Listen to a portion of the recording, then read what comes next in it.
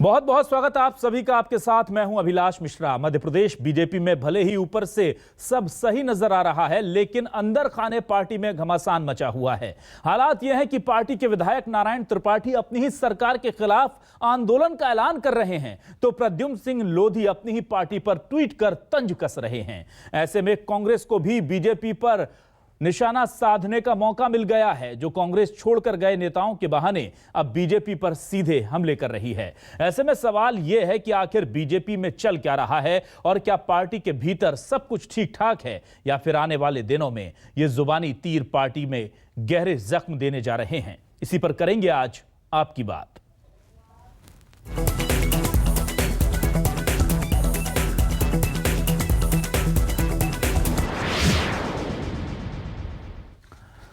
आइए सबसे पहले सुन लेते हैं वो बयान जो अपने ही दे रहे हैं। पार्टी के खिलाफ हैं या फिर केवल जगाने के लिए हैं, ये तो हम डिबेट में आगे तय करवाएंगे बीजेपी के नेताओं से, लेकिन पहले सुनते हैं ये बयान।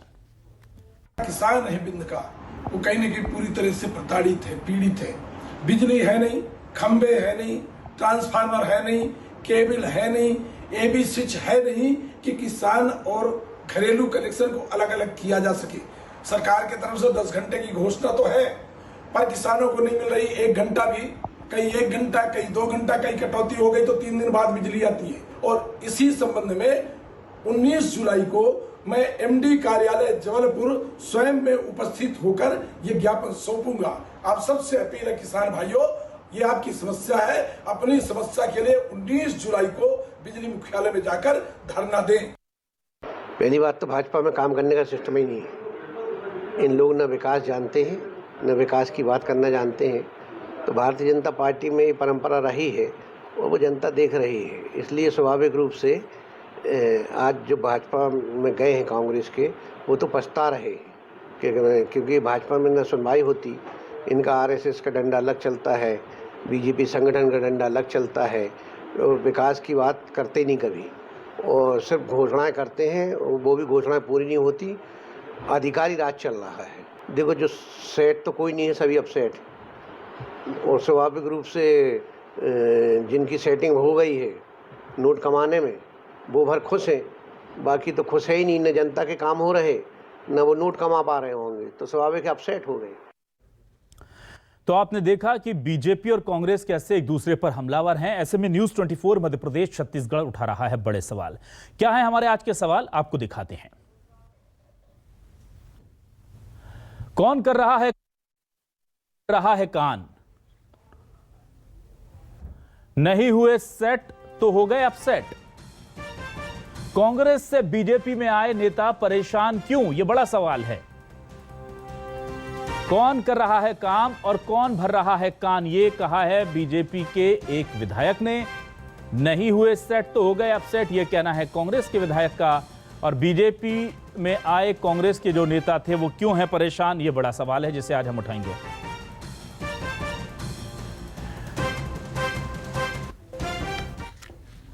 तो आइए सीधे रुक करते हैं अपने मेहमानों का, उनसे इस पूरे मामले पर हम बात करेंगे। सबसे पहले अपने मेहमानों का तारुफ अपने दर्शकों से करा देते हैं। सैयद जाफर, कांग्रेस मीडिया उपाध्यक्ष, हमारे साथ जुड़ चुके हैं। सैयद जाफर जी, बहुत बहुत स्वागत है आपका न्यूज़ 24 मध्य प्रदेश छत्तीसगढ़ पर। और हमारे साथ वरिष्ठ पत्रकार दिनेश गुप्ता जी जुड़ चुके हैं। दिनेश जी, बहुत स्वागत है आपका भी न्यूज़ 24 मध्य प्रदेश छत्तीसगढ़ पर।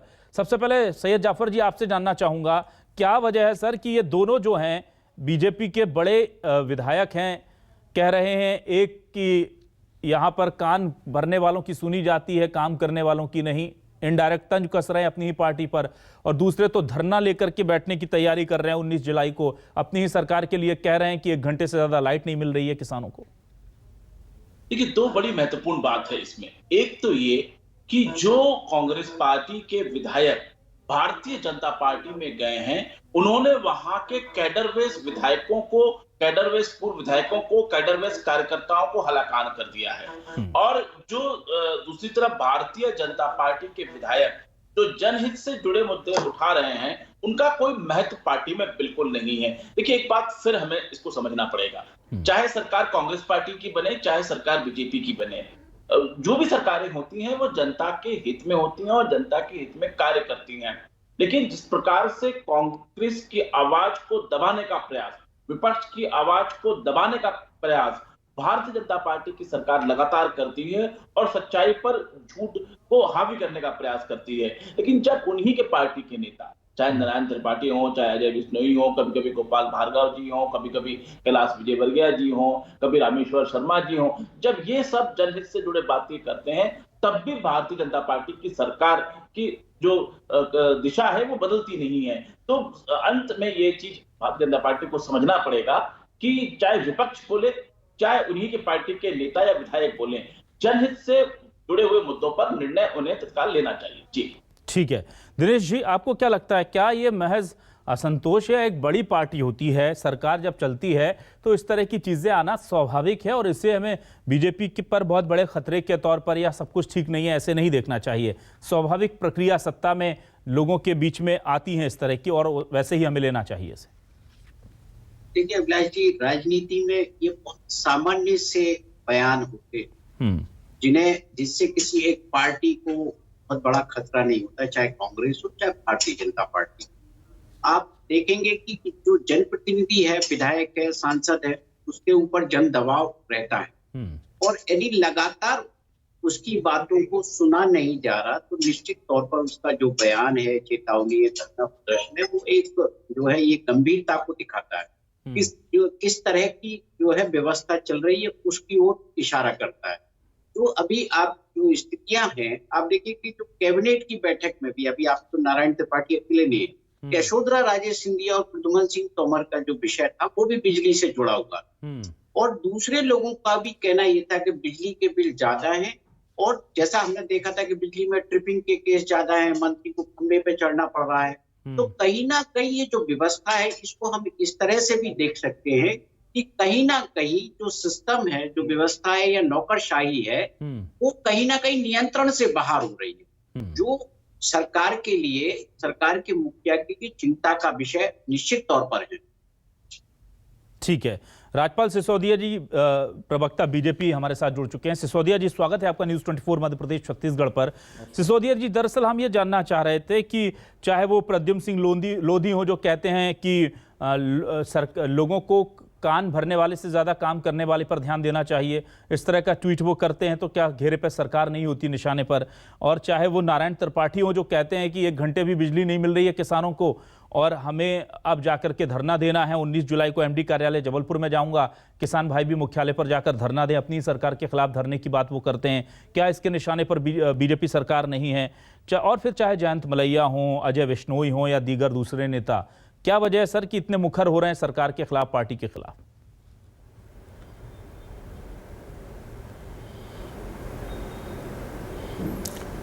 देखिए, अगर क्षेत्र की कोई समस्या है और उस समस्या को लेकर कोई विधायक अगर कोई बात करता है तो मैं नहीं समझता हूं कि वो कोई सरकार के खिलाफ की बात है। अगर कोई नेता अपने कार्यकर्ताओं को कोई नसीहत देता है तो मैं नहीं समझता हूं कि वो सरकार के खिलाफ है। ठीक है, देखिए, ये जो ट्वीट जिसकी आप बात कर रहे हैं वो अपने कार्यकर्ताओं को इस बात का संदेश दे रहे हैं कि भाई आप लोगों को कैसे रहना चाहिए, क्या करना चाहिए। वो कोई नेताओं के लिए संदेश है ऐसा नहीं है, वो अपने कार्यकर्ताओं को संदेश दे रहे हैं। भारतीय जनता पार्टी के अंदर खाने में सब ठीक चल रहा है।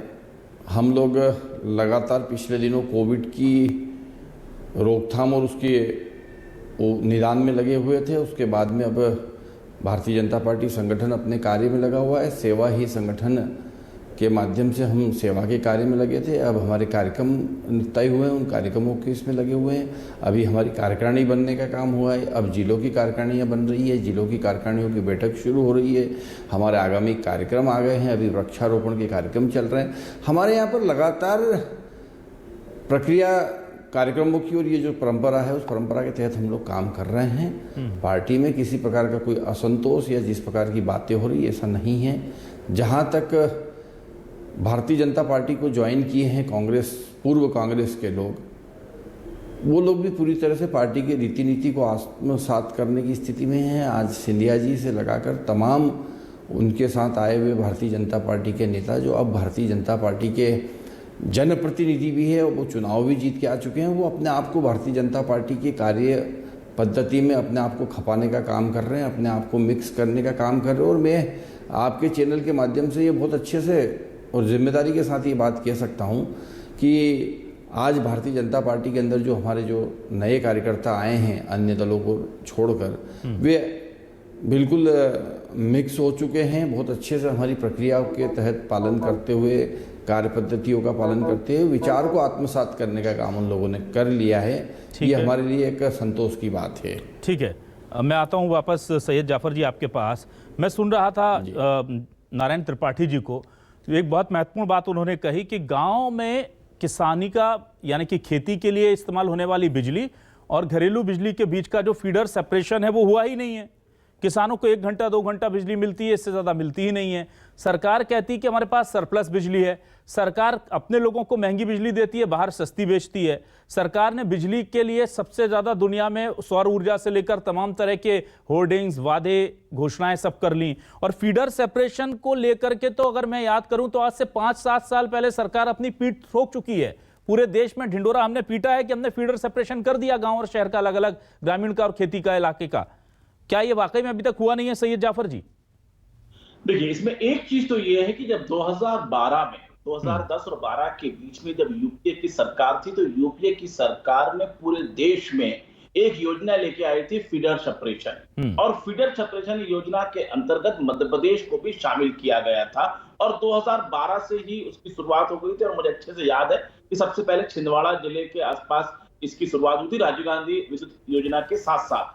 और इससे पूरे प्रदेश में लगातार किसानों की बिजली अलग करी गई थी और घरेलू बिजली को अलग किया गया था।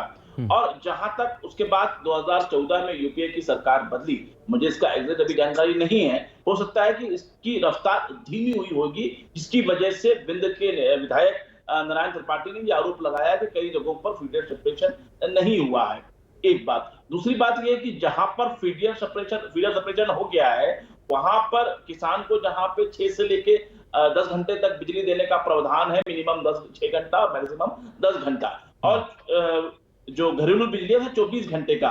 लेकिन जहां पर फीडर सेपरेशन नहीं हुआ है, उन जगहों पर आपको 24 घंटे बिजली देना अनिवार्य है, क्योंकि वही उसी फीडर से किसानों की बिजली भी है और उसी फीडर से घरेलू बिजली भी है। एक बात। दूसरी महत्वपूर्ण बात यह कि जो बिलों पर इस बार कई कांग्रेस के विधायकों ने, नेताओं ने, कमलनाथ जी ने और इवन बीजेपी के विधायकों ने भी इस ओर ध्यान आकर्षित कराया है कि जो कांग्रेस की सरकार के समय 100 रुपए बिजली का बिल आया करता था 1 करोड़ से अधिक उपभोक्ताओं का, वो इस बार 1000-1200 अधिक आ रहा है। इसके 2-3 कारण भी गिनाए गए कि एक तो ये कि मीटर रीडिंग काफी लेट ली गई, जिस वजह से उनका सब्सिडी उस पर नहीं जुड़ पाई, क्योंकि कमलनाथ जी की सरकार ने सबसे गरीब तबके को भी मिनिमम 450 से लेकर 500 रुपए तक का सब्सिडी दिया था, और जिसका 100 यूनिट से लेकर 150 यूनिट तक का बिजली का बिल आता था, उन्हें भी लगभग 1000-1200 के आसपास सब्सिडी मिलती थी। तो कुल मिलाकर भारतीय जनता पार्टी की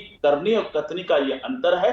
और मैं पुनः इस बात को दोहराना चाहता हूं कि अपनी पीठ थपथपा लेना, अपना बखान कर लेना, अपनी योजनाओं का प्रचार प्रसार विज्ञापनों के माध्यम से कर देना, इससे जनता को राहत नहीं मिलती है। जनता को राहत मिलती है धरातल पे आकर। तो जिस प्रकार से आक्रोश भारतीय जनता पार्टी के विधायकों के सामने निकल के आ रहा है, ये आप इसको अंत में यूं समझ लीजिए कि जनता हलाकान है, परेशान है, इसलिए भारतीय जनता पार्टी के विधायकों से भी के मुंह से ये बात निकल रही है। ठीक है दिनेश जी, क्या वाकई में बिजली इतनी बड़ी समस्या हो गई है कि अब मंत्रिमंडल की बैठक में या समीक्षा बैठक में 2 मंत्री इस पर आपस में भिड़ जाते हैं? एक पार्टी के विधायक को ही अपनी सरकार के खिलाफ आंदोलन, ज्ञापन, धरना प्रदर्शन किसानों को बुलाना पड़ जाता है। और क्या वाकई में ये इतनी बड़ी समस्या है कि किसान जो है इतने परेशान है जितना सैयद जाफर जी दावा कर रहे हैं? देखिए, सैयद जाफर जी नहीं, आप जो कैबिनेट का मैंने रेफरेंस आपको किया जी, वो कहीं ना कहीं स्थितियां गंभीर हैं। आप ये देखिए कि अभी जो ट्रिपिंग की स्थिति थी वो भी गंभीर थी कि आपको ऊर्जा मंत्री को एक बिजली घर पे जाना पड़ा, कार्यालय पे जाना पड़ा, खंभों पे चढ़ना पड़ा। तो कहीं ना कहीं जो पावर सप्लाई का मैनेजमेंट है वो वीक हुआ है। जो नारायण त्रिपाठी जिस विषय की ओर ध्यान आकर्षित कर रहे हैं वो भी बहुत गंभीर विषय है।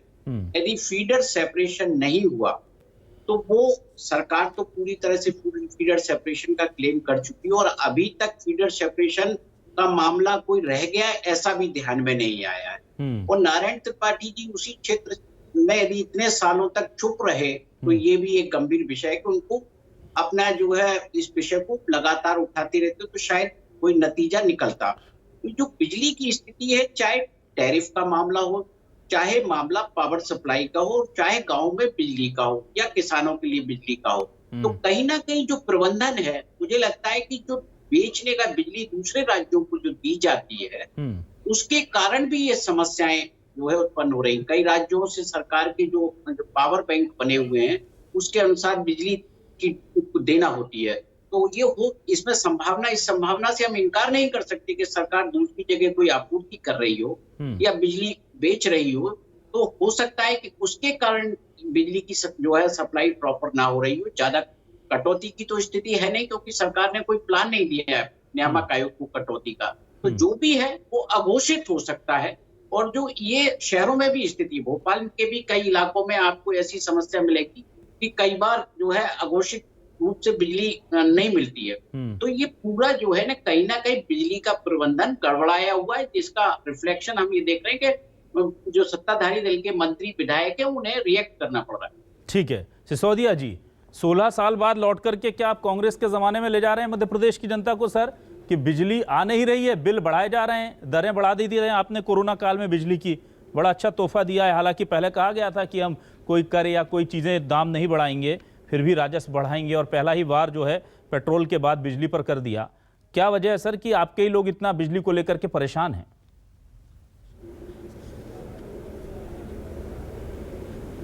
देखिए, यहाँ दो बातें समझना पड़ेगी जी।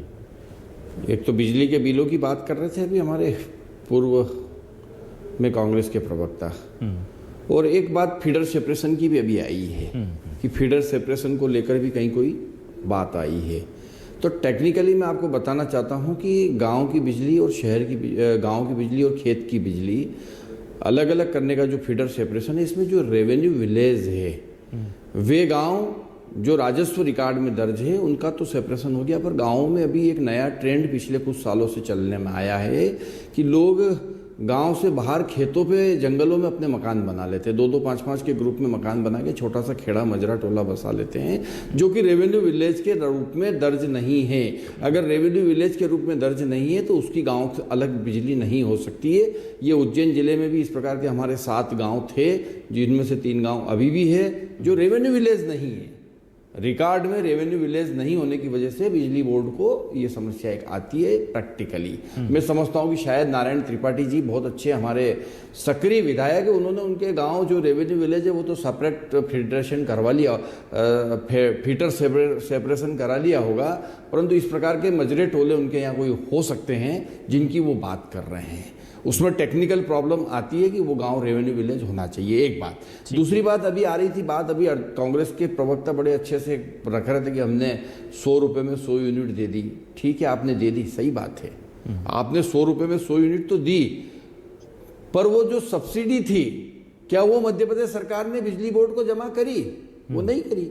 उसका नतीजा ये हुआ कि ये भारतीय जनता पार्टी की सरकार जब आई, आप 15 महीना आए, 15 महीने आपने बिल तो कम कर दिया, पर वो जो सब्सिडाइज बिल आपने करा और जो सब्सिडी आपको देना थी मध्य प्रदेश विद्युत मंडल को, वो आपने नहीं दी। ठीक कैसा किया आपने?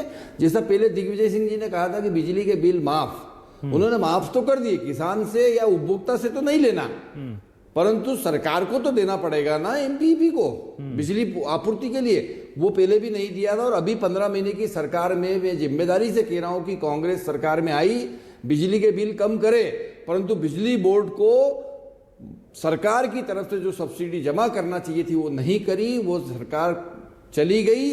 उसके बाद शिवराज सिंह चौहान जी को वो पे करना पड़ा। ऐसे ही मैं बताना चाहता हूं, आपने कहा था कि कर्जा माफ, और उस कर्जा माफ की आड़ में आपने कर्जा माफ तो कर दिया, सेवा सहकारी संस्थाओं को कह दिया कि कर्जा माफ, पर वो कर्जा माफ की राशि क्या सरकार के खजाने से बैंकों को गई? वो नहीं गई। वो 800 करोड़ रुपए मध्य प्रदेश सरकार को अभी देना पड़े हैं, ब्याज के, सिर्फ ब्याज के मूल बचा है अभी। तो इस प्रकार का जाफर जी कुछ आपत्ति आपको आप बोल सकते हैं? खाली घोषणा कर देना और उस पर अमल भी कर देना, परंतु एमपीबी के पैसे ही खा के चले गए आप। आपने एमपीबी में वो अनुदान जमा ही नहीं करा। नहीं, लेकिन अब जमा नहीं करा तो सिसोदिया कैसे सिसोदिया जी, बिजली जो तकनीकी पहलू आपने फीडर सेपरेशन का, जब आप जमा करो, देखिए मेरा जवाब ना सिसोदिया जी, जो टेक्निकल पहलू आपने फीडर सेपरेशन का हमें समझाया दर्शकों को, ये थोड़ा सा नारायण त्रिपाठी जी को भी समझा दीजिए ना कि ये इसलिए नहीं हो पा रहा भाई, आप बेवजह परेशान हो रहे हो। थोड़ा सा अपने ही विधायक समझा देंगे ना, मेरा खुद का गांव। हाँ, अपने ही विधायक हैं, उन्हें समझा दीजिए सर, इससे कांग्रेस को मौका मिल जाता है। खैर जाफर जी कुछ कहना चाह रहे हैं जी। मेरा निवेदन सुने, मेरा निवेदन सुने जी। एक तो मेरा निवेदन की इस बात से मेरा निवेदन सहमत नहीं हूं कि मेरा खुद का गांव, पार्टी जी को मेरा खुद का स्वयं का गांव, कि वो मंजरे टोले की बात कर रहे हैं कि राजस गांव की बात कर रहे हैं। राजस गांव ही की बात कर रहे होंगे, और मंजरे टोले की जहां तक ये बात कर रहे हैं, मंजरे टोले की जो दिशा होती है वो गांव से जुड़ी होती है, और कोई भी मंजरे टोले पर आपसे 24 घंटे बिजली, या मंजरे टोले पे जो गांव से काफी दूर है, मैं उस विषय पे नहीं आ रहा। भाई मैं जिम्मेदारी के साथ में ये कह रहा हूँ, मेरे खुद के गांव का ये प्रकरण हुआ था, मैं जिम्मेदारी के साथ ये बात कह रहा हूँ जफर भाई, सैयद जफर जी, मैं जिम्मेदारी से ये टेक्निकल चीज बता रहा हूँ, गुमराह नहीं कर रहा हूँ। मेरे खुद के गांव का ये विषय आया था, जब पूरे गांव की बिजली अलग और खेत की बिजली अलग हो गई, तो हमारे गांव की नहीं, और हमने पता करा तो मालूम पड़ा कि आपका गांव रेवेन्यू विलेज नहीं हो पाएगी, फिर हमने उसको रेवेन्यू विलेज बनवाया, और फिर वो सेपरेशन हुआ है। मैं गांव का नाम बता सकता हूँ, आप जाके पता कर सकते हैं। और दूसरी बात ये कह रहे थे कि कांग्रेस पार्टी ने तकनीकी रूप से बिजली का सब्सिडी नहीं दी। कैसे आप बात करते हैं? हमने 1 करोड़ से अधिक लोगों को 550 रुपए से अधिक की सब्सिडी दिया। जो लोग 100 यूनिट से ऊपर लेते थे उन्हें हमने 1000 से 1200 की सब्सिडी दी, और ये पैसा एक निर्धारित बजट में के प्रावधान में, बजट प्रावधान होने के बाद आपने उपभोक्ता को तो दे दी, पर विद्युत मंडल में जमा करी क्या? वो आज तक नहीं करी है आपने, वही मैं कह रहा हूँ। आंकड़े बता दीजिए एक बात। और दूसरी बात, आप जो किसान आपने एमपीबी को नहीं दिया, आपने उपभोक्ता को तो सब्सिडी का लाभ दे दिया, परंतु वो उपभोक्ता की तरफ से एमपीबी को जो आपको सरकार के रूप में जमा करना था, वो आज तक किया है। अगर किया है तो आप बताएं। नहीं किया है, अभी तक नहीं किया आपकी सरकार ने। ठीक है सर, ठीक है। यहाँ पर एक और बड़ा सवाल, सरकार ने नहीं किया है, यही तो मैं कह रहा हूँ जी। बिल्कुल मैं आता हूँ वापस। कि इनकी सरकार, सिसोदिया जी, एक और बड़ा सवाल यहाँ पर है कि कांग्रेस ने आज जिस तरह से नेमावर में जाकर के आदिवासी परिवार की हत्या को लेकर के, पूरा मामले को लेकर के जिस तरह से बीजेपी पर निशाना साधा, और इसमें बीजेपी के नेताओं के सरपरस्ती की इल्जाम लगाए, उसे लेकर आप क्या कहेंगे?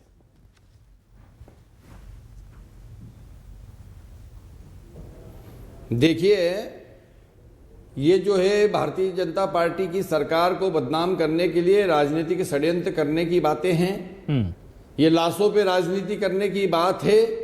कमलनाथ जी पहले भी लाशों पे राजनीति कर चुके हैं, और वर्तमान में भी वो लाश पे राजनीति करने का काम कर रहे हैं।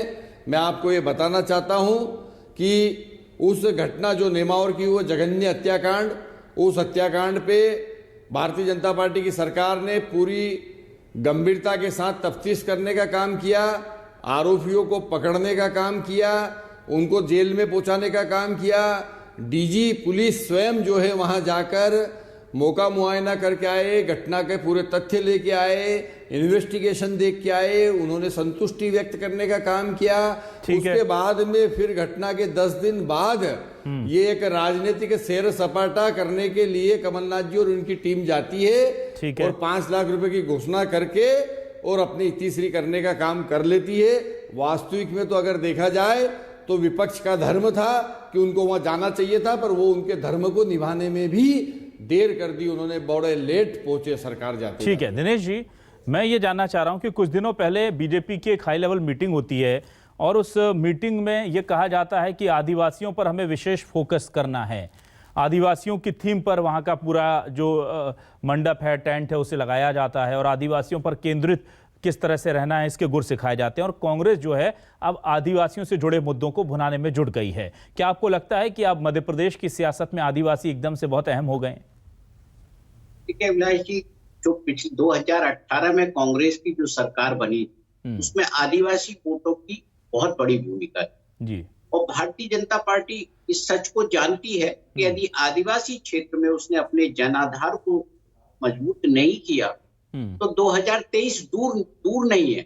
30 महीने बीत चुके हैं, 30 महीने और बचे हुए हैं चुनाव के लिए। तो स्थितियां गंभीर है। इससे पहले आप देखिए कि जिस बेल्ट की ये घटना है, उसी से लगे हुए बेल्ट में खंडवा में लोकसभा का चुनाव भी कभी भी होगा, तो उसमें भी आदिवासी हैं। आप तो निश्चित तौर पर जो है ये भारतीय जनता पार्टी की चिंता का विषय होगा, ये हत्याकांड जो है। और कांग्रेस के लिए अपने वोट बैंक को बचाए रखने का कोई एक बड़ा जरिया उसको एक मिला है ये।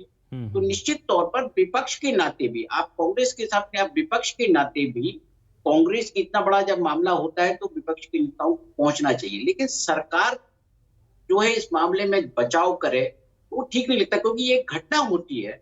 ऐसी घटनाओं पर सरकार का जो रवैया है वो सख्त होना चाहिए, कि हर चीज में राजनीति ठीक नहीं है। क्योंकि 5 लोगों की हत्या, वो भी आदिवासियों के बीच में, और जिस तरह के हम आदिवासी इलाकों की घटनाएं पिछले कुछ दिनों से देख रहे हैं, तो लग रहा है कि वहां बहुत कुछ सामान्य नहीं है। बहुत कुछ आदिवासी क्षेत्रों में सियासत चल रही है, बहुत सारे लोग कहीं ना कहीं सक्रिय होंगे, जिसके कारण जो है ये राजनीति में उसको हमको रिफ्लेक्ट कर रहा है। और हमको लगातार दिख रहा है कि ये जो आदिवासी इलाका है वो आने वाले दिनों में बेहद महत्वपूर्ण होने वाला है।